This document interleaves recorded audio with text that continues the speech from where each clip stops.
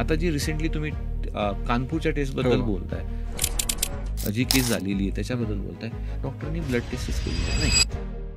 Without doing blood taste तुम्ही hair transplantation. Yes, तर ज्यांना माहिती नाही तर आता रिसेंटली कानपूरला एका व्यक्तीने हेअर ट्रान्सप्लांट केली होती आणि त्याच्यामुळे त्याची डेथ झालेली. आता त्याला ॲक्च्युअल रिझन काय आहेत हे सरच आपल्याला डिटेलमध्ये सांगते. की सगळ्या ट्रीटमेंट ज्या आहेत तुमच्या एक्झिस्टिंग केसांना स्ट्रॉंग करण्यासाठी, त्यांचं लाईफ इम्प्रूव्ह करण्यासाठी, हेअरफॉल कमी करण्यासाठी यूज होतात. कुठलंही इंजेक्शन तुमच्या टकल्यावरती केस आणू शकत नाही. चक्क सलूनमध्ये हेअर ट्रान्सप्लांटेशन करणारे लोक आहेत. तुम्ही दिल्लीमधली केस ऐकली असेल, त्याच्यामध्ये सलूनमध्ये हेअर ट्रान्सप्लांटेशन झालंय. म्हणजे याच्या पुढची पण लिमिट सांगतोय मी, लोकांच्या घरी सुद्धा हेअर ट्रान्सप्लांटेशन जाऊन टेक्निशियन सर्जरी करतात. आज इंडियामध्ये ही कंडिशन तयार झालेली. एक मुंबईची केस आहे.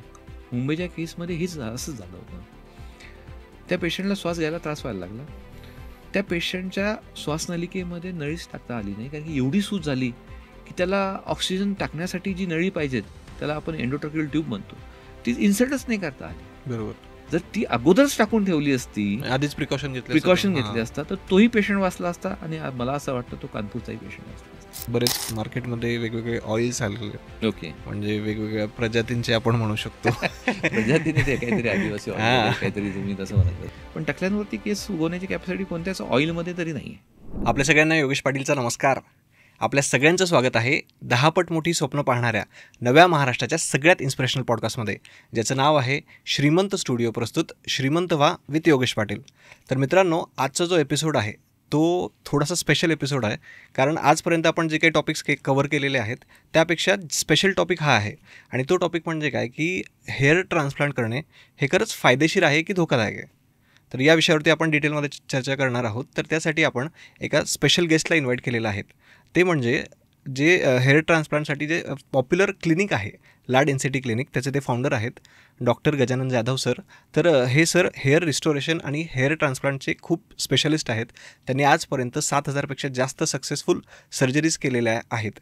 त्याचबरोबर ते ICU स्पेशालिस्टसुद्धा आहेत.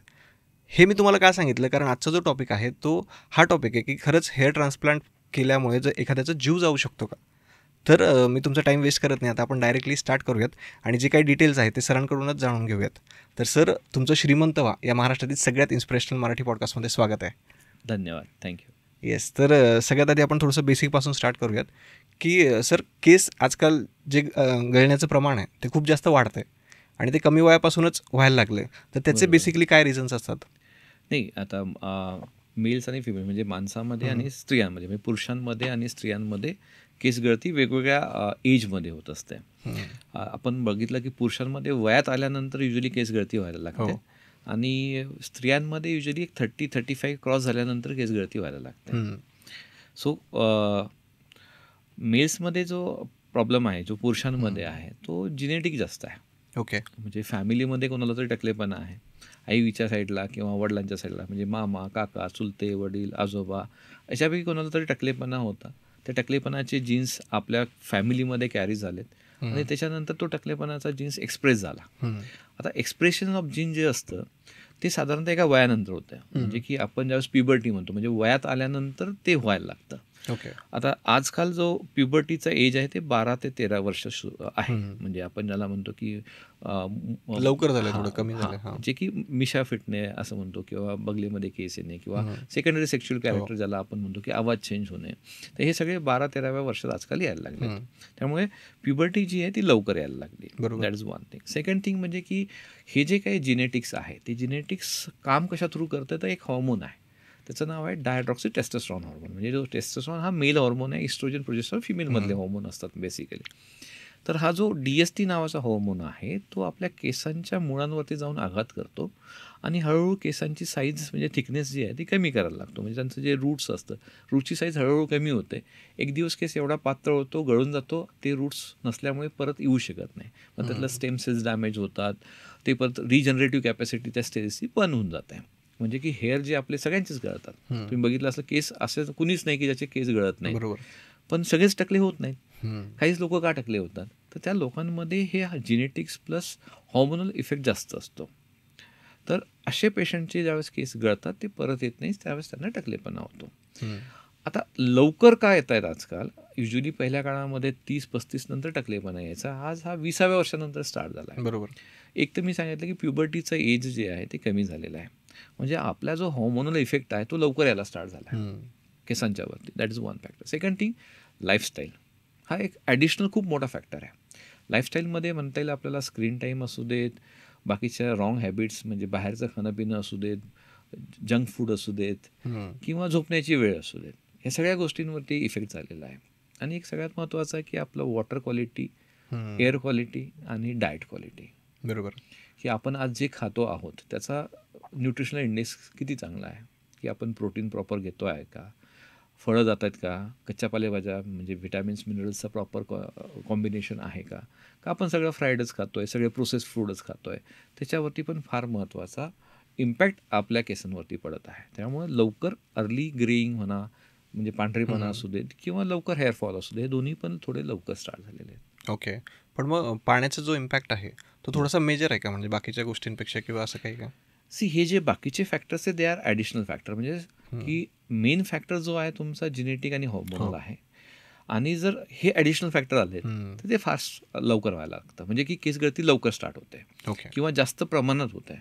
टकलेपणा जो तुम्हाला 35व्या वर्षी यायचा आहे तो साधारणतः 25व्या वर्षी यायला स्टार्ट होतो. सो एन्व्हायरमेंट, लाईफस्टाईल आणि जे आपण पाणी हार्ड वॉटर असू देत किंवा केमिकल क्लोरिनेटेड वॉटर जास्त असू देत किंवा तुमचं फ्रिक्वेंट चेंजेस असू देत वॉटरच्या कंपोजिशनमध्ये, तर ते हे जास्त फॅक्टर ॲक्ट करतात ज्यावेळेस ऑलरेडी आपले केस वीक आहेत. ओके. आणि मग नंतर हेअर ट्रान्सप्लांटची गरज नेमकी कधी पडते, समजा कधी प्रॉपर आहे की आता केलं पाहिजे समजा? ओके, हेअर ट्रान्सप्लांटेशन एक सर्जरी आहे आणि ती बॉल्डनेस म्हणजे टकलेपणावरती सर्जरी आहे. तुमचे केस गळत आहेत म्हणून आपण ट्रान्सप्लांट कधीच करत नाही. केस गळतीची ट्रीटमेंट वेगळी आहे. ट्रान्सप्लांट केव्हाच लागतो, ज्यावेळेस तुमचे केसांची मुळं संपलेली आहेत, की जिथे गोळ्या औषधं इंजेक्शन नाही देऊन केस परत वाढणार नाही, येणार नाही, त्यावेळेसच फक्त हेअर ट्रान्सप्लांटेशन हे सजेस्ट केलं जातं. पण त्याच्यामध्ये पण लेवल्स आहेत. ओके. म्हणजे आता एकदम नॉर्मल इथे साईडला केस गेले म्हणजे ट्रान्सप्लांट करायला पाहिजेत का, तर आम्ही युजली सजेस्ट करत नाही. म्हणजे त्याचे ग्रेड्स असतात, ग्रेड 1 to ग्रेड 7. त्यामुळे ज्यावेळेस तुमचे केस डोक्यावरती आहेत पण एकदम कमी टकलेपणा आहे आणि तो झाकला जातोय, सपोज तुम्ही थोडंसं केसांची स्टाईल चेंज केली आहे किंवा थोडे मोठे करून त्याला पुढे घेतलं आहे, त्यावेळेस ट्रान्सप्लांटची गरज नाही आहे तुम्हाला. ओके. ट्रान्सप्लांट ज्यावेळेस असं होतं आहे की आता झाकलंच जात नाही आणि क्लिअर कट समजतं की टकलेपणा आला आहे, त्यावेळेस ट्रान्सप्लांट करायला हरकत नाही आहे. आणि ते पण प्रॉपर ट्रान्सप्लांट करायची वेळ ही तुम्हाला डिसाईड करायला लागतं की तुम्ही 17-18व्या वर्षी ट्रान्सप्लांट करू नये. एक साधारणतः एक स्टेबल हेअरफॉल झाल्यानंतर तर हेअर ट्रान्सप्लांट केलेलं जास्त बेटर असतं. याचा म्हणायचा अर्थ असा आहे की तुमचा टकलेपणा माहीत नाही तुम्हाला कुठपर्यंत जाणार आहे. आणि जे केस आपण हेअर ट्रान्सप्लांटेशनमध्ये वापरतो आहोत ते मागच्या भागातले वापरतो. ओके. किंवा जास्तीत जास्त दाढीचे वापरतो. हे 2 चांगले डोनर एरिया असतात. हेअर ट्रान्सप्लांटेशनमध्ये आपण दुसऱ्या कोणाचे केस वापरत नाही. त्यामुळे जे काही केस आपण मागच्या साईडनं काढणार आहोत ते मुळासकट काढणार आहोत. ओके. आणि ते एकदा केस काढला की ते केस तिथे परत येत नाही. म्हणून काढताना सुद्धा काळजी अशी घेतली जाते की सगळे केस नसतात काढायचे, एक सोडून एक केस काढण्यात येतो, जेणेकरून जे उरलेले केस आहे त्यांनी तो टकलेपणा जो काही क्रिएट होणार आहे जे केस काढल्यामुळे किंवा जो पातळपणा क्रिएट होणार आहे किंवा डेन्सिटी कमी होणार आहे ती कव्हर व्हायला हवी. त्याच्यामुळे जर आपण ट्रान्सप्लांटेशन समजा इथनं चालू केलं तर एरिया खूप लागणार आहे, याला खूप केस लागतील, ते कव्हर करणं शक्य होत नाही. त्यामुळे प्रॉपर एजमध्ये प्रॉपर हेअरलाईन डिझाईन करणे, जेणेकरून फ्युचरमध्ये जरी परत तुम्हाला ट्रान्सप्लांट करण्याची गरज पडली तर ती क्वांटिटी ही लिमिटेड असावी, जेणेकरून हेअर ट्रान्सप्लांटेशनने तुमचं सगळं हेड कव्हर होता येईल. नाही तर काय होतं आजकाल की पुढच्या 2-3 फिंगरसाठी तुम्ही पूर्ण डोनर एरिया यूज करून घेता आणि उद्या जर मागे टकलेपणा झाला तर त्यावेळेस केसच नसतात. त्यामुळे तो पेशंट एवढा स्ट्रेसमध्ये असतो की आता मी काय करू, पुढे फक्त एक पट्टी लावलेली आहे ट्रान्सप्लांटची आणि मागे पूर्ण टकलेपणा आहे, त्यावेळेस त्याला काही ऑप्शनच नसतो. मग त्याला एक तर पॅच वापरायला लागतो किंवा पूर्ण टकले करून फिरायला लागतं. त्यामुळे प्रॉपर डॉक्टर, प्रॉपर वेळ ही महत्त्वाची आहे. तुम्ही ट्रान्सप्लांट कुठे करतात, ते डॉक्टरांचा कमर्शियल उद्देश आहे ट्रान्सप्लांट करण्याच्या मागे खरंच तुम्हाला गरज आहे, याची निवड करणं फार गरजेचं आहे. ओके. आणि काही डॉक्टर जे असतात समजा ते इंजेक्शन वगैरे देतात डोक्यामध्ये बघा केस यायसाठी, तर मग त्या बाबतीत तुमचं काय मत आहे? कोणतंही इंजेक्शन नवीन केस आणू शकत नाही.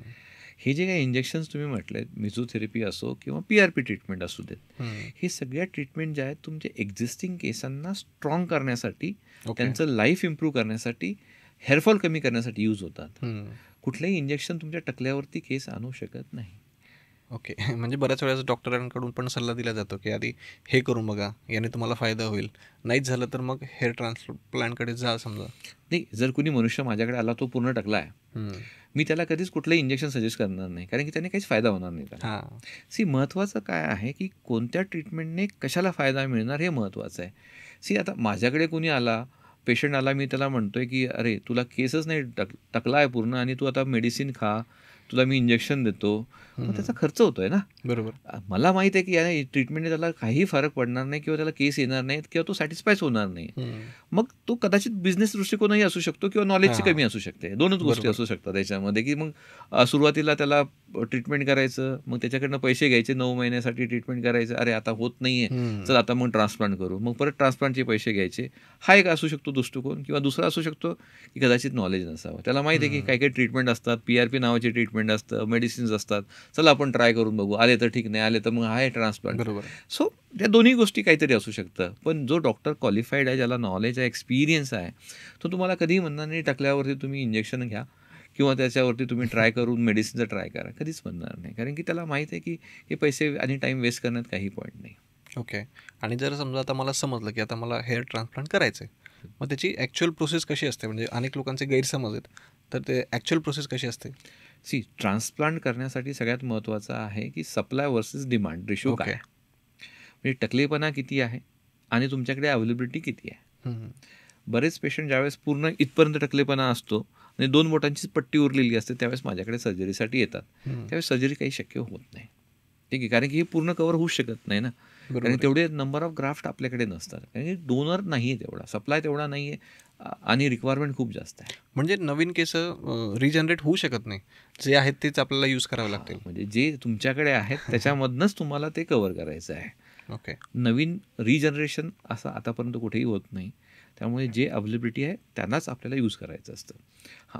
सगळ्यात बेस्ट कॅन्डिडेट कोण असतो की 4 बोटं गेलेले आहेत आणि मागे डोनर अवेलेबल आहे, तो बेस्ट कॅन्डिडेट हेअर ट्रान्सप्लांटेशनसाठी, कारण की त्याचा लुक कम्प्लिटली चेंज होणार आहे.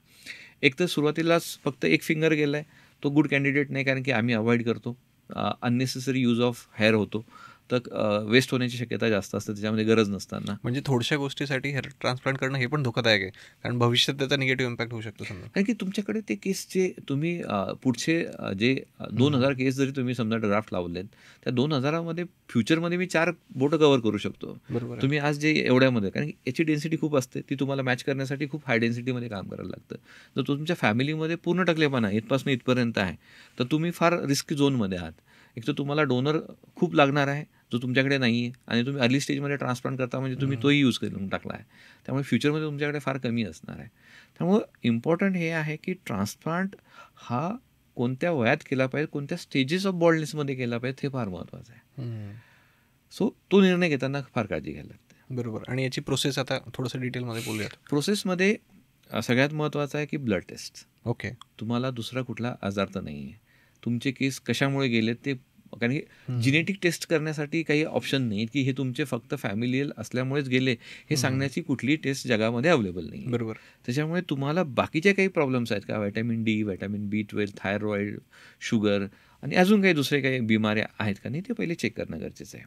आता जी रिसेंटली तुम्ही कानपूरच्या टेस्टबद्दल बोलताय, जी केस झालेली आहे त्याच्याबद्दल बोलताय, डॉक्टरांनी ब्लड टेस्टच केलेले नाही आहेत. हो. विदाऊट डुईंग ब्लड टेस्ट तुम्ही हेअर ट्रान्सप्लांटेशन. येस. तर ज्यांना माहिती नाही, तर आता रिसेंटली कानपूरला एका व्यक्तीने हेअर ट्रान्सप्लांट केली होती आणि त्याच्यामुळे त्याची डेथ झालेली. आता त्याला ॲक्च्युअल रिझन काय आहेत हे सरच आपल्याला डिटेलमध्ये सांगतील. सो सगळ्यात महत्त्वाचं आहे पेशंट सर्जरीसाठी फिट आहे किंवा नाही. ओके. ही पहिली स्टेप झाली. सगळ्यात पहिली स्टेप. ही सर्जरी जरी लोकल ॲनेस्थेसियामध्ये, म्हणजे काय की जेवढी गरज आहे तेवढाच भाग सुन्न केला जातो चामडीचा, म्हणजे स्किनचा एवढाच भाग सुन्न असतो, याच्या खाली तुम्ही पूर्णतः शुद्धीवर असतात. ही सर्जरी लोकल ॲनेस्थेसियामध्ये केली जाते. तर असं म्हटलं जातं लोकल ॲनेस्थेसिया सगळ्यात सेफ ॲनेस्थेसिया आहे की ज्याचं कॉम्प्लिकेशन रेट सगळ्यात कमी आहे. बट इथे एक सगळ्यात महत्त्वाची गोष्ट आहे की सर्जरी ही 15 मिनिटाची नाही आहे. ओके. हेअर ट्रान्सप्लांटेशन मिनिमम 6 तासाची सर्जरी आहे. बापरे. 6 तास आणि पुढे. आता डिपेंड करतं की तुमच्या डॉक्टर किती एक्सपर्ट आहे, त्याच्यासोबत असणारी टीम किती एक्सपर्ट आहे, आणि तुमचा रिक्वायरमेंट किती आहे. म्हणजे छोटा एरिया असेल तर कमी वेळ लागेल, पूर्ण एरिया कव्हर करायचा असेल तर जास्त वेळ लागणार ऑब्व्हियसली आहे. सो प्रोसिजरमध्ये सगळ्यात महत्त्वाचं पहिले ब्लड टेस्ट, सेकंड त्याला कुठल्या प्रकारची ॲलर्जी वगैरे आहे का, काही कोमॉर्बिड कंडिशन, हार्ट कंडिशन आहे का, डायबिटीज आहे का, अस्थमा आहे का, किंवा अशा काही कोमॉर्बिड कंडिशन आहे का ज्याच्यामुळे आपल्याला थोडी काळजी घ्यायला लागते की इथे काही कॉम्प्लिकेशन्स तर नाही होणार, याच्यामुळे त्या पेशंटला काही धोका नाही होणार. कारण की to be honest hair transplantation ही खूप सेफ सर्जरी आहे आणि त्याच्यामध्ये फक्त स्किनशी रिलेटेड आहे. पण मग याच्या डोळ्यांशी काही कनेक्शन आहे का? काही लोकांचं म्हणणं असतं की याच्यावरती डोळ्यांवरती पण निगेटिव्ह इम्पॅक्ट होतो. येतो त्या विषयावरती पण. तर सगळ्यात महत्त्वाचं आहे की स्किन सर्जरी आहे, लोकल ॲनेस्थेशियामध्ये आहे, ब्लिडिंग खूप होत नाही आहे, बरोबर, कुठलेही महत्त्वाचे स्ट्रक्चर्स आजूबाजूला नाही आहेत. ज्यावेळेस आपण सर्जरी करतो स्किनची, त्यामुळे कुठल्याही मेजर नर्व्स वेसल्स कट होणार नाही आहे. बरोबर. आयडियली जर विचार केला तर जगातली सगळ्यात safest one of the surgery आहे. प्रॉब्लेम कुठं येतो आहे, duration of the surgery. Okay. की सर्जरी जी आहे ही कमीत कमी 6 तास चालणारी आहे आणि याच्यासाठी लागणारा ॲनेस्थेशिया, त्याच्यामध्ये सर्जरीमध्ये होणारे डायनॅमिकल चेंजेस, म्हणजे बॉडीमध्ये होणारे चेंजेस पोझिशनमुळे असू देत किंवा लॉंग ड्युरेशनमुळे असू देत, किंवा कधी कधी खूप जास्त डोसमध्ये ॲनेस्थेशिया यूज केल्यामुळे असू देत, हे जे फॅक्टर्स आहेत हे जास्त कंट्रोल करण्याची गरज आहे. सर्जरीमध्ये ब्लिडिंग नाही आहे. आता तुम्ही जर सिझेरियन सेक्शन घेतलं किंवा अजून दुसऱ्या काही कॅन्सर सर्जरीज घेतल्या, त्यामुळे ब्लिडिंगची भीती असते, रक्तस्राव एवढा होतो की त्यामध्ये पेशंटचा जीव जाऊ शकतो. किंवा हार्ट सर्जरी आहे, हार्ट सर्जरी करत असताना हार्ट बंद पडण्याची भीती असते, तिथे ब्लिडिंगची भीती असते, रिस्की असतं, खूप रिस्की असते. ब्रेन सर्जरी आहे, ब्रेन सर्जरीमध्ये तुमचा ब्रेन डॅमेज होण्याची भीती असते, कदाचित पेशंट कधीच व्हेंटिलेटरवरून बाहेर येत नाही, कदाचित एखादा हातपाय निकामी होतो. ह्या हाय रिस्क क्रिटिकल सर्जरीज आहेत. तसं हा धोका कुठलाही स्किनच्या सर्जरीमध्ये नाही आहे. पण तरीसुद्धा जर डेथ होत असेल तर आपल्याला विचार करण्यासारखी गोष्ट आहे की नेमकं काय चुकीचं घडतं आहे. डॉक्टरचा एक्सपिरियन्स मॅटर करतो आहे, डॉक्टरला नॉलेज नाही आहे, क्लिनिकमध्ये हायजीन नाही आहे, किंवा प्रोटोकॉल यूज केला जात नाही आहे. तो हे आपण याच्यावरती डिटेलमध्ये बोलूया.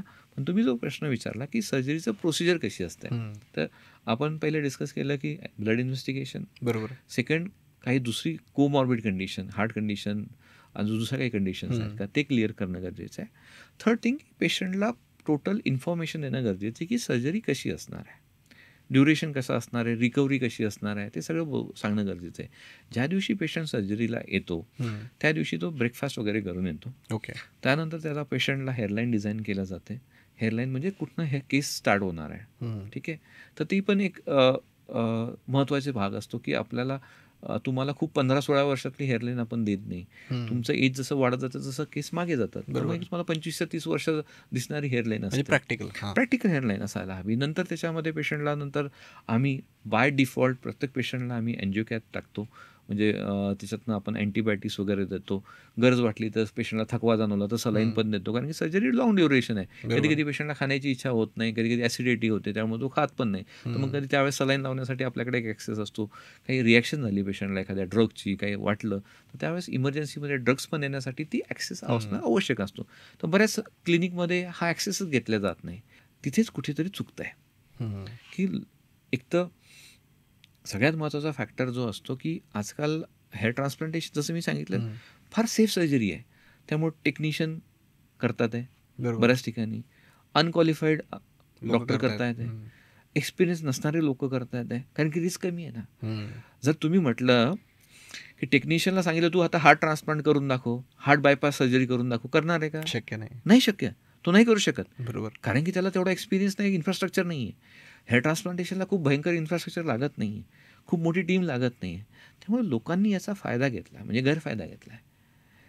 कुठलाही डॉक्टर म्हणतो की आज मी ॲस्थेटिक क्लिनिक चालू करतोय, मी हेअर ट्रान्सप्लांटेशन सेंटर चालू करतोय. म्हणजे चक्क सलूनमध्ये हेअर ट्रान्सप्लांटेशन करणारे लोक आहेत. तुम्ही दिल्लीमधली केस ऐकली असेल, त्याच्यामध्ये सलूनमध्ये हेअर ट्रान्सप्लांटेशन झालं आहे. म्हणजे याच्या पुढची पण लिमिट सांगतोय मी, लोकांच्या घरी सुद्धा हेअर ट्रान्सप्लांटेशन जाऊन टेक्निशियन सर्जरी करतात. आज इंडियामध्ये ही कंडिशन तयार झालेली आहे.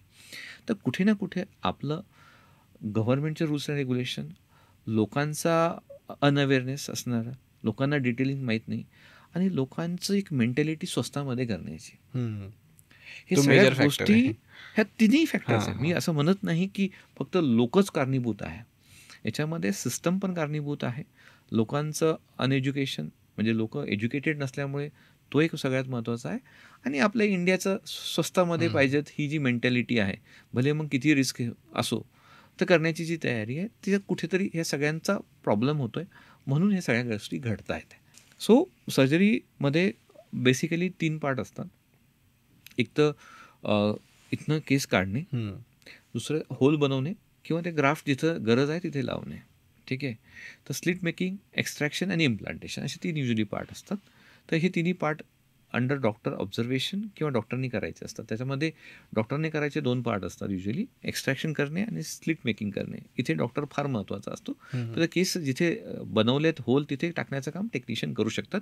ते लिगली परमिटेड आहे. म्हणजे डॉक्टरांनी काय केलं पाहिजे, टेक्निशियननी काय केलं पाहिजे, त्याच्या गाईडलाईन्स आहेत, ऑलरेडी डिफाईन गाईडलाईन्स आहेत. म्हणजे त्या इंटरनॅशनल हेअर रिस्टोरेशन सोसायटी असू देत किंवा आपली इंडियन हेअर रिस्टोरेशन सोसायटी असू दे, त्यांनी ऑलरेडी फॉर्म्युलेट केला की डॉक्टर काय करू शकतात, टेक्निशियन काय करू शकतात. कारण की लॉंग ड्युरेशन सर्जरी आहे, मिनिमम 6 hours आहे. नॉनस्टॉप सर्जरी करणं डॉक्टर किंवा कोणत्याही माणसाला शक्य होत नाही. त्याच्यामुळे टीमची गरज आहे. पण टीममध्ये क्वालिफाईड किती लोक आहेत, क्वालिफाईड टेक्निशियन आहेत की नाही आहेत, एक्सपिरियन्स टेक्निशियन आहेत की नाही आहेत, डॉक्टरचं क्वालिफिकेशन काय आहे, याच्यावर सगळ्यांवरती तो इम्पॅक्ट असतो आणि पेशंटचा रिझल्ट आउटकम त्याच्यावरती डिसाईड होतं. तो सेम डेला डिस्चार्ज होतो पेशंटला. पेशंट त्या ब्रेकमध्ये जेवण करू शकतो, वॉशरूमला जाऊ शकतो आणि पेशंटला ॲडमिट राहण्याची गरज युजली नसते. कारण की लोकल ॲनेस्थेशियामध्ये असते, पेशंट कॉन्शियस असतो, तो घरी जाऊ शकतो आणि तो पेशंट डॉक्टरांच्या फॉलोअपमध्ये नंतर फॉलोअपमध्ये राहू शकतो. तो अशी प्रोसिजर असते. ओके. आता याच्यामध्ये एक कॉन्सेप्ट आहे की समजा पर स्क्वेअर सेंटीमीटर म्हणजे केस असतात, तर ते काय आहे थोडंसं डिटेलमध्ये सांगा.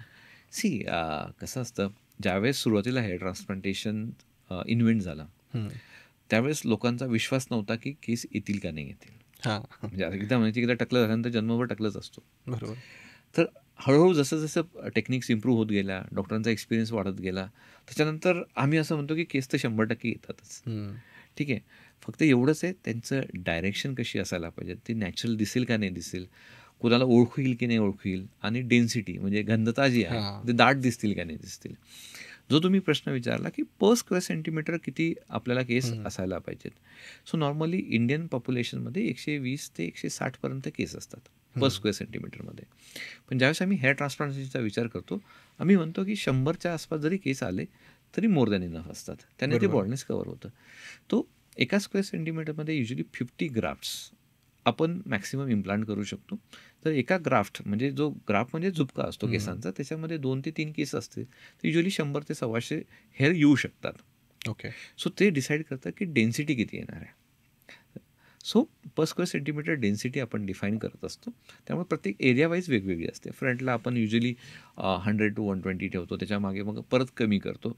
सो इट्स ऑल डिपेंड की तुमचा लुक कसा हवा, तुम्हाला डोनर किती अवेलेबल आहे त्यानुसार आणि कव्हरेज किती आहे त्याच्यानुसार per square centimetre density decide केलं जातं. ओके. आता मध्ये जो मी क्वेश्चन विचारला होता की अनेक लोकांना असं वाटतं की डोळ्यांवरती पण निगेटिव्ह इम्पॅक्ट होईल का. ओके. साईड इफेक्ट्स म्हणतात. Side effects. सी काय असतं, डोळ्यांचा आणि ह्या स्किनचा कुठलाही संबंध नाही. पण बऱ्याच वेळेस काय असतं, हेअर ट्रान्सप्लांटेशन सूज येते.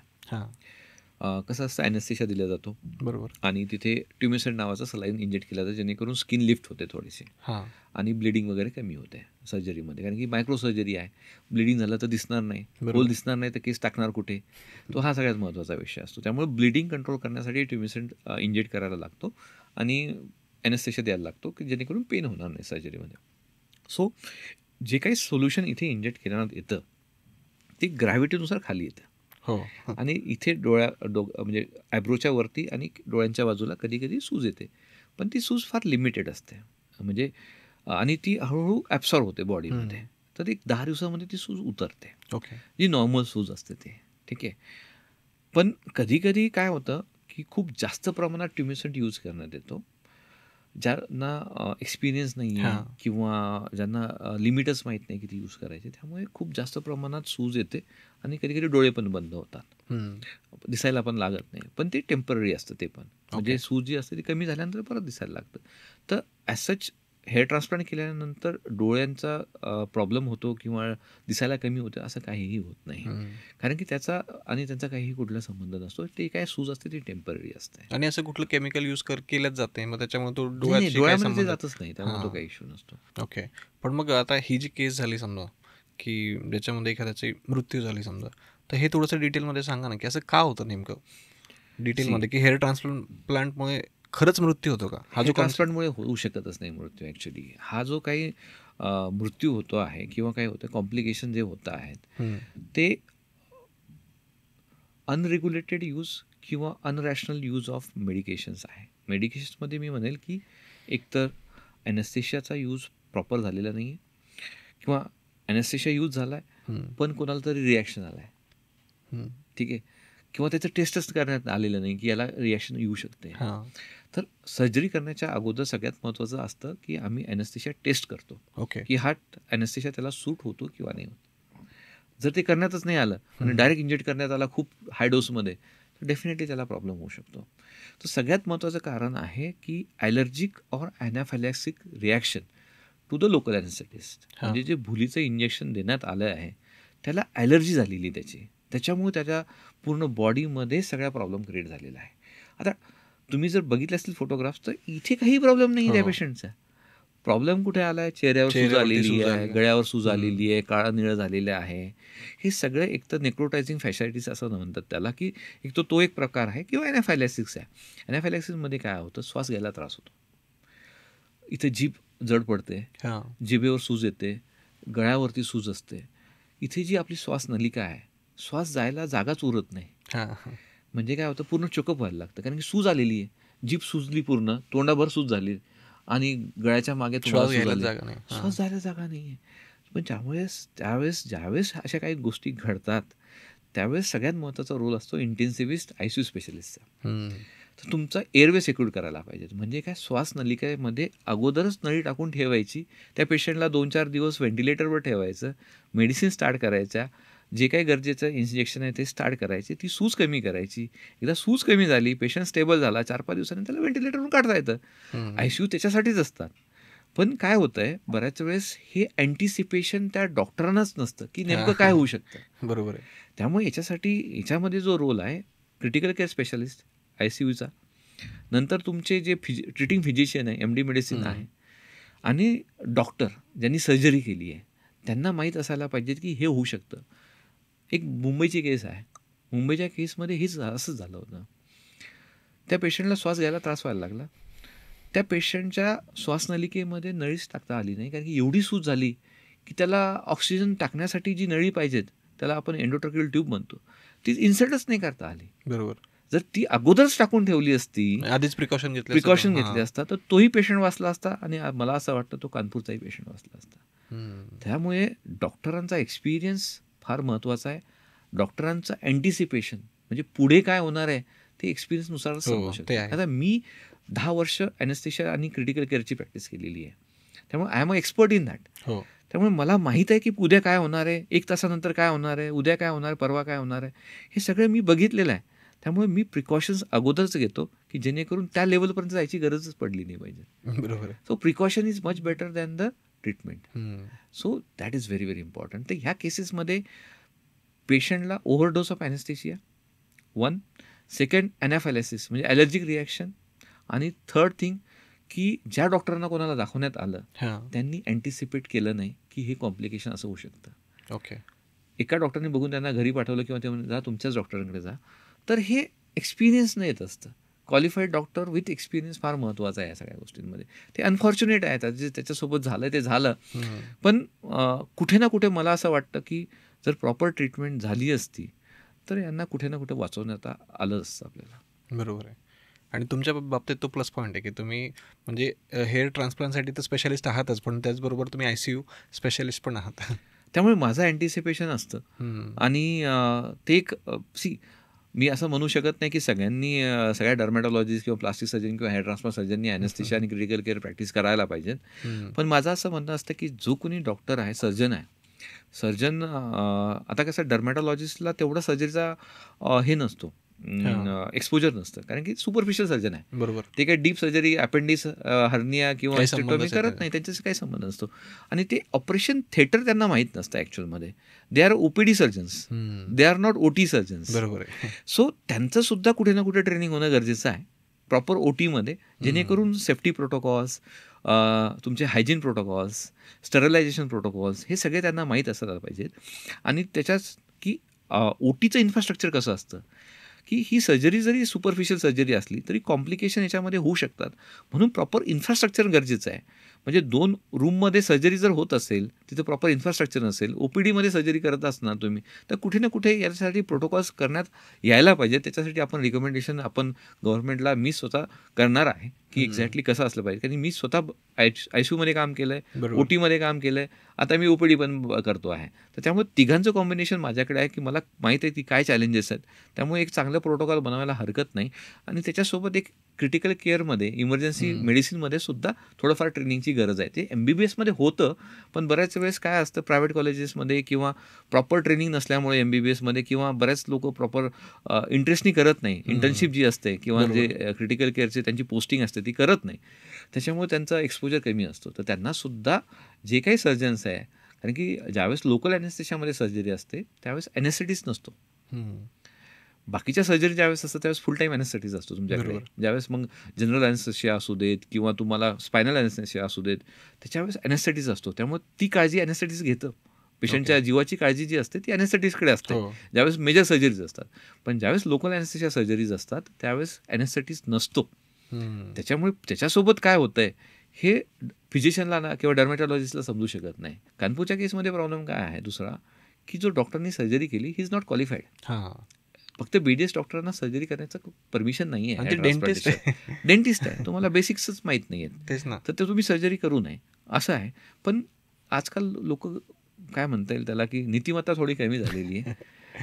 डेंटिस्ट लोकांचा म्हणजे वाईट परिणाम होतोय ना, बघा ना, त्याचा जीव गेला म्हणजे किती मोठी गोष्ट आहे. डेंटिस्ट लोकांचा प्रॉब्लेम काय सांगू, एक फॅक्ट सांगतो तुम्हाला की नंबर ऑफ डेंटिस्ट खूप आहेत पण त्या प्रमाणात त्यांना काम मिळत नाही. आता एवढे सगळे कॉलेजेस आहेत, दरवर्षी हजारो लाखो डेंटिस्ट बाहेर येतात. आता तुम्ही मला सांगा, तुम्ही आता ह्या वयात तुम्ही आहात, तुम्ही किती वेळा डेंटिस्टकडे गेलात?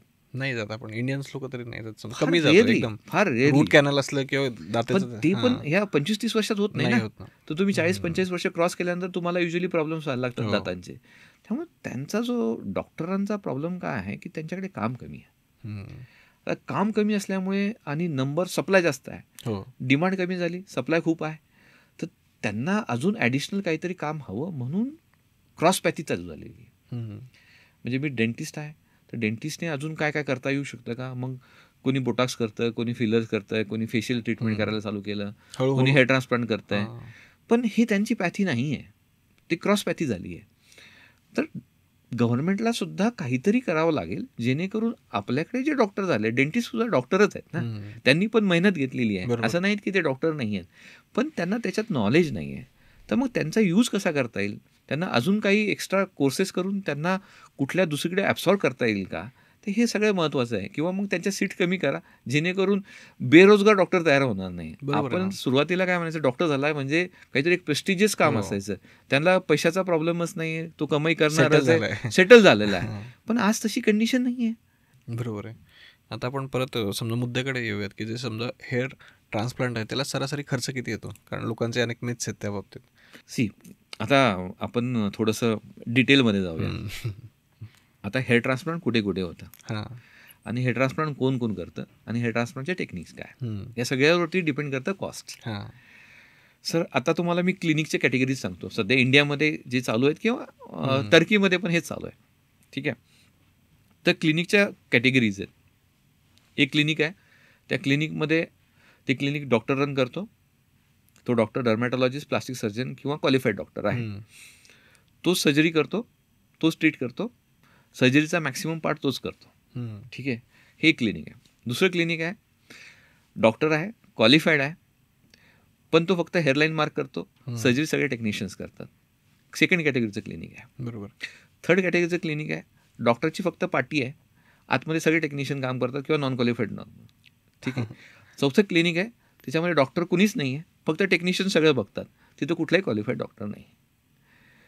सो आता जी केस झालेली आहे ती नॉन क्वालिफाईड क्लिनिकमध्ये झालेली आहे, सगळे टेक्निशियन्स आणि नॉन क्वालिफाईड डॉक्टरने केलेली आहे. ती सगळ्यात लोएस्ट कॅटेगरी आहे. बेस्ट कॅटेगरीचे क्लिनिक आहे, डॉक्टर आहे, तो स्वतः सर्जरीचा पार्ट आहे, तो सर्जरीचं जे डॉक्टरांनी डिफाईन केलेलं आहे तेवढं पार्ट तो स्वतः करतो आहे आणि उरलेलं का टीम वर्क म्हणून टेक्निशियन वगैरे करतात आहे. That is the best clinic. जर असं कुठे असेल त्या डॉक्टरांची क्लिनिकची कॉस्ट जास्त असेल, कारण टीम वाढली म्हटल्यावर स्वतः काम करतोय बरोबर डॉक्टर, त्यामुळे सेफ्टी 100% आहे, की डॉक्टर स्वतः काम करतोय म्हटल्यानंतर तो स्वतःच्या नावासाठी काम करणार, स्वतःच्या रिझल्टसाठी काम करणार आहे आणि स्वतःचा टाईम देणार आहे. एक हेअर ट्रान्सप्लांटेशन सर्जरी करायला मिनिमम डॉक्टरांची इन्व्हॉल्वमेंट 4 to 5 hours असते. बरोबर. स्वतः आणि बाकीचं वेगळं. तर तो डॉक्टर ज्यावेळेस त्या सर्जरीचा पार्ट असेल त्यावेळेस त्याची ओपीडी संपली त्या तासासाठी. त्याच्यानंतर जर 2 सर्जरी करायचं म्हटलं तर 10 तास जाईल. त्यामुळे तो ओपीडीच बघू शकत नाही. मग त्याचं फायनान्शियल मॅनेजमेंट आली, स्टाफ मॅनेजमेंट आली, तर ती कॉस्ट कुठे ना कुठे रिकवर व्हायला पाहिजेत. म्हणून डॉक्टरांची ती कॉस्ट जास्त असणार आहे. तुम्ही ओपीडीच बघणार नाही, मग इन्कम कुठून येणार हे पण त्याला बघायला लागतं. तुम्ही जर त्या डॉक्टरांची इन्व्हॉल्वमेंट तेवढ्या वेळासाठी बघताय तर मग फॉलोअप्स कोण करणार, न्यू पेशंट कोण बघणार, मॅनेजमेंट कोण करणार, हे सगळ्या गोष्टींचा विषय येतो. त्यामुळे हे तुम्हाला बघायला पाहिजेत की जर डॉक्टर स्वतः सर्जरी करतोय तर तो स्वतः चार्ज जास्त करणार आहे. सेकंड आहे की डॉक्टर काही पार्ट करतोय, हेअरलाईन डिझाईन करतोय फक्त आणि बाकीचं सर्जन पार्ट करतोय. बाकीचा दुसरा एक तर सर्जन आहे किंवा असिस्टंट आहे ते करतात आहे. पण डॉक्टर तिथे आहे, जातीने अवेलेबल आहे तुमच्या सर्जरीमध्ये, तो सुपरवाईज करतो आहोत. ते सेकंड क्लिनिक आहे. त्याच्यामध्ये प्राईस अजून कमी होणार. थर्ड जो सिनारिओ आहे की फक्त नावापुरतं पाटीवरती डॉक्टरांचं नाव आहे, आतमध्ये डॉक्टर्स नाही आहे. ठीक आहे. किंवा जो डॉक्टर आहे तो क्वालिफाईड नाही आणि सगळी टीम म्हणून सर्जरी करते. थर्ड पार्ट त्याची अजून कमी असणार. फोर्थ आहे की तुम्हाला डॉक्टरचं नावच माहीत नाही कोण आहे, डॉक्टर तुम्हाला दिसलंच नाही सर्जरीमध्ये, फक्त टेक्निशियन, पूर्ण क्वॅक्स आणि ग्रे मार्केट. बऱ्यापैकी काय होतं की लोक फेसबुकवरती, इंस्टाग्राम, सोशल मीडियावरती ॲड्स वगैरे बघतात. बरोबर. आणि डायरेक्टली क्लिक करून तिथे जातात. म्हणजे त्यांना माहिती पण नसतं की डॉक्टर कोण आहे, तिथे क्लिनिकच्याच नावावरती सगळं चालतं. त्यामुळे सगळ्यात महत्त्वाचं आहे की डॉक्टर कोण असणार आहे. पहिला प्रश्न विचारण्याची गरज आहे पेशंटला की माझी सर्जरी कोण करणार. दुसरा प्रश्न, डॉक्टर क्वालिफाईड आहे किंवा नाही, त्या डॉक्टरांचं क्वालिफिकेशन काय आहे. आणि तिसरं महत्त्वाचं म्हटल्यानंतर की डॉक्टर स्वतः सर्जरीमध्ये किती इन्व्हॉल्वमेंट असणार आहे. ओके. पण तरी सरासरी एक रफ कॅल्क्युलेशन जरी करायचं म्हटलं तरी किती येऊ शकते इंडियामध्ये. जर क्वालिफाईड डॉक्टर, क्वालिफाईड क्लिनिक आणि चांगली सर्जरी करणारा, तर साधारणतः नाही म्हटलं तरी 75,000 पुढे असा विचार करू शकतो. कारण मी असे क्लिनिकचे नाव बघितलेत इंडियामध्ये आहेत, हे 20-20 लाख रुपये सुद्धा सर्जरीची कॉस्ट चार्ज. ओके. ठीक आहे. तर एक मिनिमम ॲव्हरेज कॉस्ट 75,000 पुढे ज्या डॉक्टरांची इन्व्हॉल्वमेंट असेल असं विचार करायला हरकत नाही. सो ठीक आहे. दुसरा इन्फ्रास्ट्रक्चर, की इन्फ्रास्ट्रक्चरमध्ये काय, इमर्जन्सीमध्ये काय काय तुमच्याकडे जर काही चुकून काही घडलंच, काही ॲलर्जिक रिॲक्शन झाली तर तुमच्याकडे इन्फ्रास्ट्रक्चर आहे का, तुमच्या ॲक्सेस टू ICU आहे का, डॉक्टरांचं क्वालिफिकेशन आहे का की ते इमर्जन्सी मॅनेज करू शकतात, व्हेंटिलेटर वगैरे काही आहे का, डिफिब्रिलेटर आहे का, शॉक देणारी मशीन आहे का, हे सगळ्या गोष्टी तुमच्याकडे पाहिजेत. माहिती लागणार नाही आहेत, जसं मी म्हटलं की एअरबॅग्स लागणार नाहीत, माहीत आहेत, पण ते असायला पाहिजेत. ज्यावेळेस गरज पडली त्यावेळेस ते असल्या पाहिजे. कारण की प्रत्येक जीव महत्त्वाचा आहे. असं एखादा गेला मग काही फरक पडत नाही असं नाही आहे. तो प्रत्येक मनुष्य महत्त्वाचा आहे, प्रत्येक लाईफ महत्त्वाची आहे. त्यामुळे सगळ्या गोष्टी असायला पाहिजे. आणि लास्ट थिंग हेअर ट्रान्सप्लांटमध्ये जी मी आवर्जून सांगतो की hair transplantation is an art. म्हणजे ट्रान्सप्लांटमध्ये केस उपटून पुढे लावणे हा भाग नाही आहे. ट्रान्सप्लांट असं असलं पाहिजे की ते ओळखून यायला पाहिजेत, तेवढं नॅचरल असलं पाहिजे की तुमचा सोबत बसणाऱ्या मनुष्याला सुद्धा समजलं नाही पाहिजे की हेअर ट्रान्सप्लांट आहे की याचे पहिलेचेच केस आहेत की नॅचरल नॉर्मल केस आहेत. So that is an art. आणि आर्ट जे असतं, आर्टिस्टची तुम्ही किंमत करू नाही शकत. त्यामुळे मला जर असं वाटतंय की नाही मला एवढे पैसे हवेत किंवा मी एवढे चार्ज करणार आहे आणि मी one of the best surgeon आहे की जे तुम्हाला नॅचरल आर्टिस्टिक लुक देऊ शकतो, तो इट्स अप टू यू की तुम्हाला काय चार्ज करायचं आहे. पण मी रफली सांगितली तुम्हाला कॉस्ट की इथपासून पुढे, तर ते तुमचं आहे. MF हुसेनचा आर्टची प्राइस काय असेल ते नाही सांगू शकत ना आपण. पण जर सरासरी समजा जे कॉमन मॅन आपण म्हणू शकतो, सामान्य लोकांना परवडेल असं एक रेंज किती असू शकते समजा तरी 75,000 तुम्हाला जर it's all depend on the area, किती मोठा एरिया आहे. तुम्हाला समजा 3,000 ग्राफ्टची सर्जरी आहे तर 3,000 ग्राफ्टला तुम्हाला साधारणतः मी म्हणेल की एक चांगला डॉक्टर की जो तुम्हाला न्याय देऊ शकेल तो 75,000 ते 1.5 लाखापर्यंत मिनिमम तुम्हाला चार्ज करेल. म्हणजे ठीक आहे, इतकं पण असं काही खूपच जास्त नाही. आजकाल काही खूप जास्त नाही. आज प्रत्येकाचं इन्कम वाढलेलं आहे, प्रत्येकाकडे आहे की आपण खर्च करू शकतो एवढी कॅपॅसिटी आज झालेली आहे. आणि ही काही इमर्जन्सी सर्जरी नाही आहे. बरोबर आहे. तुम्ही शांततेत विचार करा, तुम्ही पैसे जमा करा आणि असा डॉक्टर निवडा की ज्याच्यात तुम्हाला समजेल की नाही याने कमीत कमी 500,000 सर्जरी केलेल्या आहेत, त्यांचे तुम्ही रिझल्ट बघितलेले आहेत. त्यांना सांगा बाबा मी या एरियामध्ये राहतो, त्यातले 2-4 लोक मला त्यांचे ॲड्रेसेस द्या की जे मी त्यांना जाऊन भेटू शकेल, बरोबर आहे. किंवा मग त्यांचे ते कम्फर्टेबल असतील मी त्यांना भेटून त्यांचं बघेल रिझल्ट कसा आहे, त्यांचा एक्सपिरियन्स शेअर करेल, है की नाही.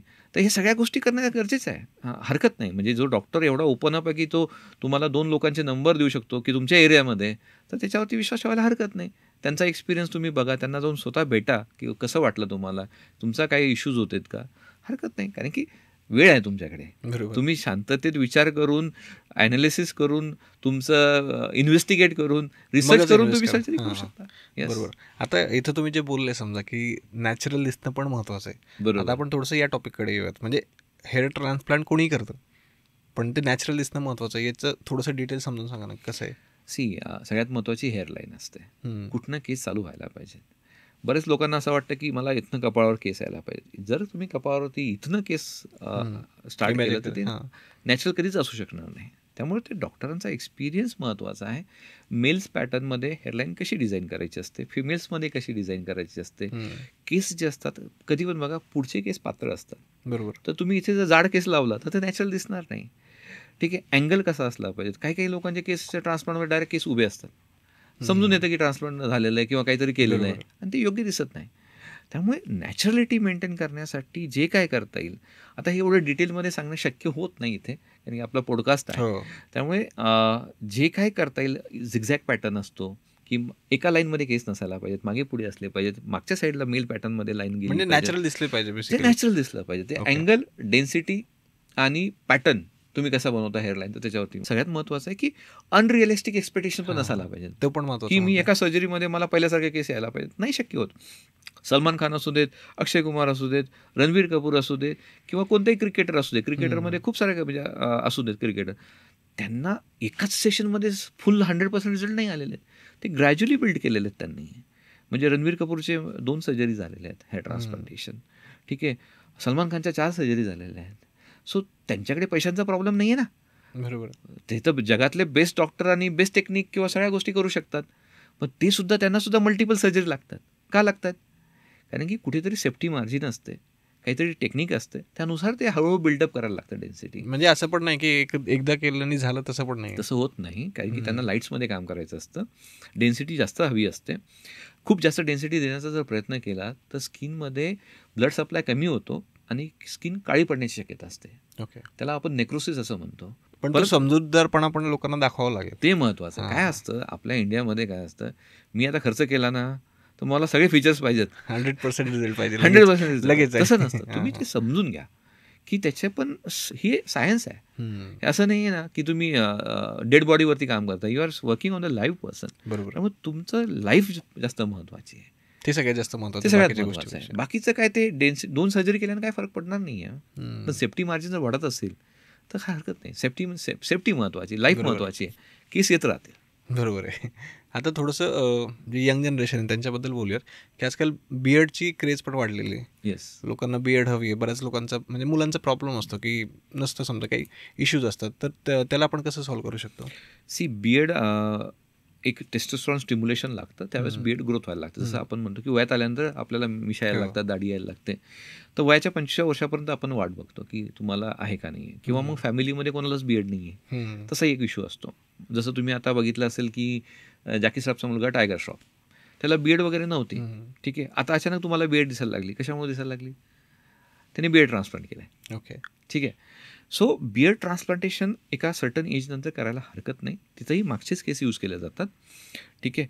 पण this is also one of the cosmetic surgery. आम्ही याला प्युअर कॉस्मेटिक सर्जरी म्हणतो. की बाबा तुम्हाला पहिल्यापासूनच नव्हते, तुम्ही आता लावतायत, ही प्युअर कॉस्मेटिक सर्जरी आहे. सो करायला हरकत नाही. पण मी सांगेल की हेअर ट्रान्सप्लांटेशन सोपं आहे, बियर्ड ट्रान्सप्लांटेशन डिफिकल्ट सर्जरी आहे. आणि रिस्की पण आहे का, असं म्हणू शकतो? रिस्की नाही आहे, तेवढी रिस्की बिलकुल नाही आहे, पण परफेक्शन फार महत्त्वाचं आहे बियर्ड ट्रान्सप्लांटेशन. कारण की अँगल जो आहे तो अँगल इथे मेंटेन करणं फार कठीण होतो. तुम्हाला मी केस सांगतो, टर्कीमधली एक ब्रिटनचा मुलगा होता, युकेचा, टर्कीमध्ये गेला. तेच तुम्ही जसं म्हटलं ॲड वगैरे बघून हे ते बघून गेला. तिथे सर्जरी करणारा सर्जन नव्हता, तो एजंट होता, टुरिस्ट एजंट होता. तोच त्याने थोडंसं प्रॅक्टिस वगैरे करून तो शिकला. त्याने स्वतःचं सेंटर टाकलं तिथे. टर्कीमध्ये तर जास्त ग्रे मार्केट, आपल्यापेक्षाही जास्त खराब आहे कंडिशन तिथली. टर्कीचा उल्लेख आम्ही घडी का करतोय, कारण टर्की हे मला वाटतं जगातलं सगळ्यात म्हणजे बेस्ट म्हणू शकतो का? बेस्ट म्हणायचं, बेस्ट नाही म्हणता येणार, बट काय आहे ते युरोपमध्ये आहे, मिडलमध्ये आहे. त्याच्यामुळे काय झालं, फॉरेन मीडिया खूप स्ट्रॉंग आहे. बरोबर. आणि ते लोक जास्त लिहितात, जास्त बोलतात, एक्सप्रेस करतात, आपण नाही करत. बरोबर. सो त्यांचं जे काय आहेत, आणि स्वस्त आहे. जसं आपण म्हणतो की स्वस्तामध्ये तर सगळ्यांना स्वस्त हवं आहे, पण ते बेस्ट आहे का नाही हे माहीत नाही. बरोबर. सो हा पण मुलगा जो गेला टर्कीमध्ये गेला, तर टर्कीचं ते जे आपण हाईप क्रिएट झालेलं आहे, तर त्याच्यामुळे झालेलं आहे की स्वस्त पॅकेज, म्हणजे तुम्ही आल्यानंतर तुम्हाला पिकअप करणार, तुम्हाला हॉटेल तुम्हाला त्या पॅकेजमध्येच देणार, तुमचं टू अँड फ्रो हॉटेलपासून क्लिनिकपासून हॉटेलपर्यंत तुम्हाला घेण्यासाठी एक मनुष्य असणार, सर्जरीमध्ये तुम्हाला थोडंसं ॲस्थेटिकली बेटर वाटणार. युरोप आहे ना, थोडंसं छान दिसतं तिथं, एन्व्हायरमेंट चांगलं आहे, तर लोक ह्या सगळ्या पॅकेजला भुलून तिथे जातात. आणि जी सर्जरी UK US मध्ये 20 लाखाला व्हायची आहे, ती तिथे पॅकेजमध्ये 3 ते 4 लाखाला होते. ओके. सो 1/4 खर्च आहे, त्याच्यामुळे फेमस झाला आहे. ठीक आहे, आपल्या इथे तसेच स्वस्त आहे, तर आपल्याला टर्कीला जाऊन काही फायदा नाही आहे, कारण ते टर्कीपेक्षा आपण स्वस्त सर्जरी करतो, आणि आपल्या इथे एक्सपिरियन्स आणि क्वालिफाईड डॉक्टर जास्त आहेत कम्पेअर टू दॅट. आता तिथे गेल्यानंतर त्यांना इंग्लिश पण बोलता येत नाही टर्कीवाल्या लोकांना, आणि ते तुम्हाला वेगळ्या पद्धतीने ट्रीट करतात. इथे तुम्हाला फॉलोअप आहे, तुम्हाला काही कॉम्प्लिकेशन झालं, तुम्हाला ट्रीटमेंट मिळू शकते, डॉक्टरांकडे जाऊ शकतो. तिथे गेल्यानंतर काय आहे, तुम्हाला काही संबंधच नाही आहे. पण तो जो टर्की आहे, टर्कीला फेमस केलं युरोपियन्स आणि अमेरिकन्स लोकांनी आणि ऑस्ट्रेलियन लोकांनी जास्त. तो जो UKचा मुलगा होता त्याने BA ट्रान्सप्लांट केलं, तर ते BA ट्रान्सप्लांट केल्यानंतर ते त्याला कधीच नॅचरल दिसलं नाही, त्याला पेन होता, बऱ्याच वेळेस त्याला कॉम्प्लिकेशन्स झालेत, आणि 1 वर्षानंतर त्याने सुसाईड केलं. एवढा डिप्रेस झाला, एवढा फ्रस्ट्रेट झाला की त्याने सुसाईड केलं. सो हे मार्केट सगळीकडे आहे, ग्रे मार्केट म्हणतो आपण त्याला, पण बियर्ड ट्रान्सप्लांटेशनमध्ये प्रिसिजननेस, ॲक्युरसी खूप लागते. ओके. त्यामुळे बियर्ड ट्रान्सप्लांट करताना टू बी ऑनेस्ट मी सांगेल, कमीत कमी 10 ते 15 रिझल्ट बघितल्याशिवाय जाऊ नये. जो ट्रायल करत असेल तुमच्यावरती तर बिलकुलच करू नये, कारण बियर्ड ट्रान्सप्लांट दररोज होत नाही, महिन्यातनं 2 ते 3 आम्ही ट्रान्सप्लांट करतो फक्त बियर्ड, त्याच्यापेक्षा आम्ही सुद्धा करत नाही. तुम्हाला एवढा एक्सपिरियन्स असल्यावर सुद्धा महिन्यात आम्ही 2 ते 3च बियर्ड ट्रान्सप्लांट करतो, कारण तेवढी रिक्वायरमेंट कमी आहे त्याची. ठीक आहे, पण बियर्ड ट्रान्सप्लांटेशन करण्यासाठी जो लागणारा स्टाफ आहे, जो डॉक्टरचं क्वालिफिकेशन आहे, एक्सपिरियन्स आहे, फार वेगळा आहे. ओके. सो कमीत कमी 15 रिझल्ट बघा बियर्ड ट्रान्सप्लांटचे, त्यांच्याकडे आहेत का, तुम्हाला आवडले तर करा, नाही तर करूच नका. आता थोडंसं महिलांच्या बाबतीत बोलूयात, नाही तर त्या म्हणतील की आमच्याबद्दल डिस्कस नाही केलं. त्यांच्याबद्दल काय सांगाल?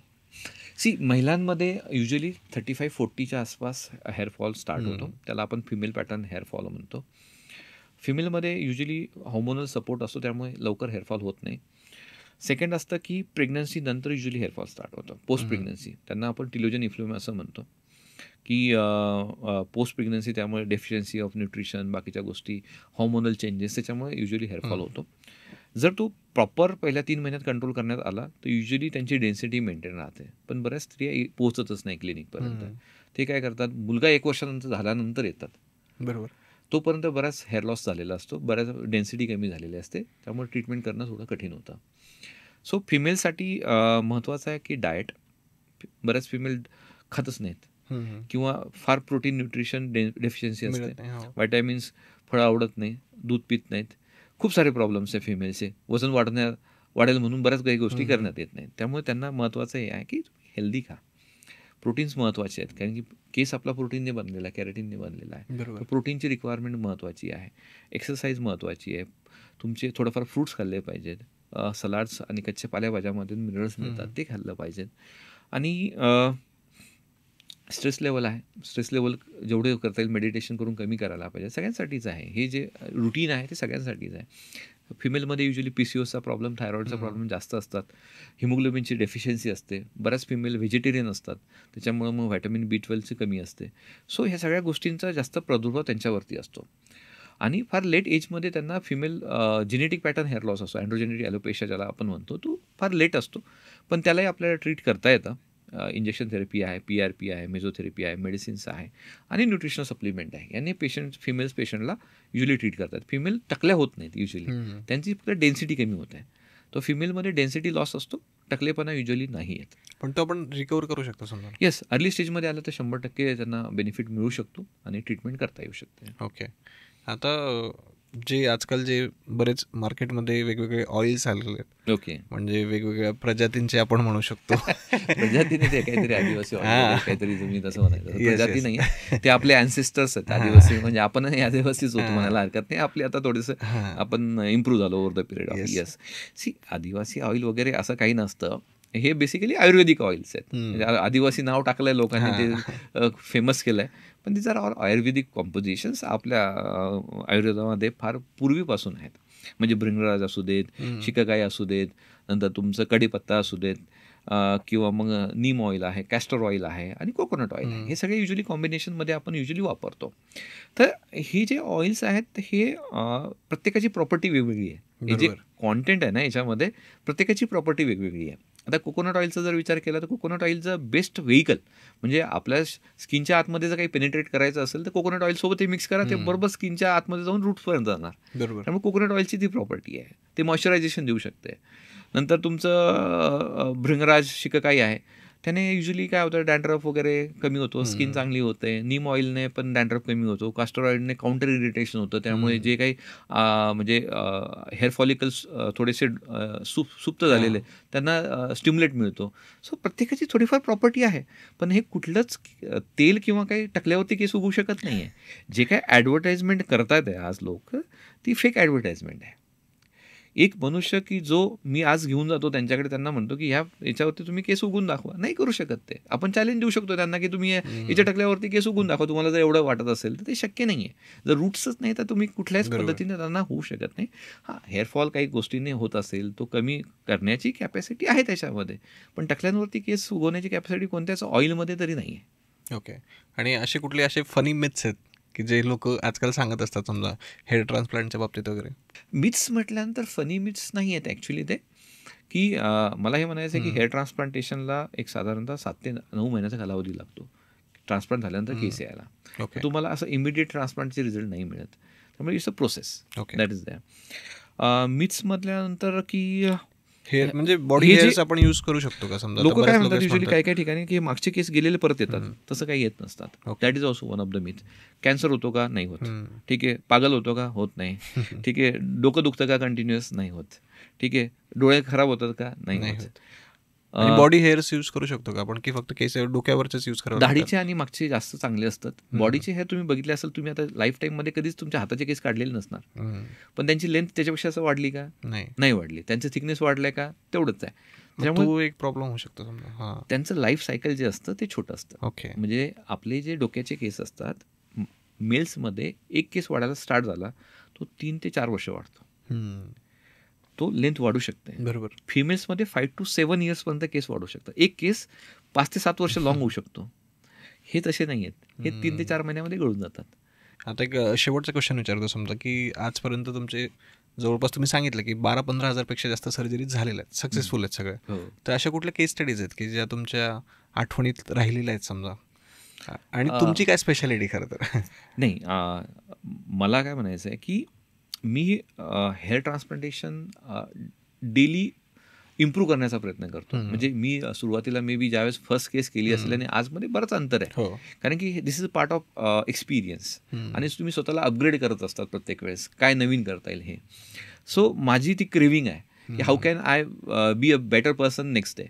सो मी ते करण्याचा प्रयत्न करत असतो. म्हणजे त्यामुळे माझे प्रत्येक दिवशीची सर्जरी जी असते ती एक वेगळी असते, एक अपग्रेडेड व्हर्जन असतं. सो ती एक भूक आहे, ती एक पॅशन आहे की मला काहीतरी अजून बेटर काय करता येईल पेशंटसाठी. एक पेशंट होता की ज्यांनी 32 क्लिनिक फिरला, तो वीक वापरत होता, त्याला केस हवे होते. तो माझ्याकडे आल्यानंतर ज्या दिवशी माझ्याकडे सर्जरीसाठी प्लॅनिंग झालं, आला तर सगळ्या साईडला फंगल इन्फेक्शन आणि डॅन्ड्रफ होता. मी त्याला घरी पाठवला. म्हटलं आज सर्जरी नाही होत आहे. तो रडत रडत घरी गेला. त्याने म्हटलं सर आता मी फ्लाईटने आलो नाही सर इतकं दूर, आता फ्लाईटचे पैसे गेलेत माझे. म्हटलं पण मी नाही करू शकत सर्जरी. नंतर तो म्हटला सर नेक्स्ट डेट द्या. मग मी त्याला 1 महिन्यानंतरची डेट दिली, पूर्ण प्रॉपर ट्रीटमेंट केली त्याचं. तो 1 महिन्यानंतर आला, त्याची सर्जरी झाली, छान झाली. म्हणजे 32 क्लिनिक फिरला, सगळ्यांनी रिजेक्ट केलेला पेशंट, टाकला इथपासून इथपर्यंत टाकला.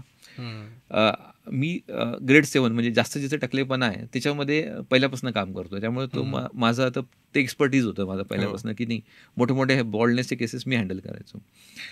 झालं त्याची सर्जरी, त्याच्या बड्डेच्या दिवशी सर्जरी केली आम्ही, आणि त्या नेक्स्ट बड्डेला मला फोटो शेअर केला.